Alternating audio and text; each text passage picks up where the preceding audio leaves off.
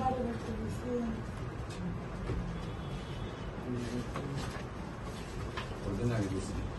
তাহলে দুধ হয়েছে, বুধবারে 2 বার দিয়েছে, মঙ্গলবারে 1 বার দিয়েছে, খাবার দুধ হয়েছে 1 মাস 4 দিনের ভিতর 12 বার দিয়েছে।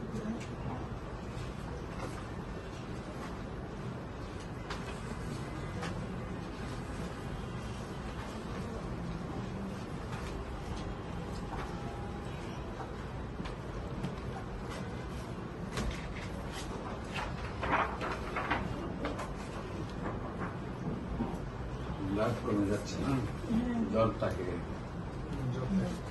শরীরে খোলা আছে।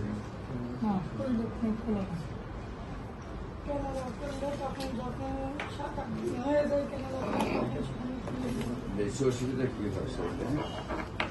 বর্তমানে বেশি সমস্যা পেট ব্যথা করছে, বমি হচ্ছে, কোনো কিছু খেতে পারছে না। 2 দিন থেকে ওর প্রেশার বমি হচ্ছে না, রক্ত যাচ্ছে সেটা বুঝতে পারছি না।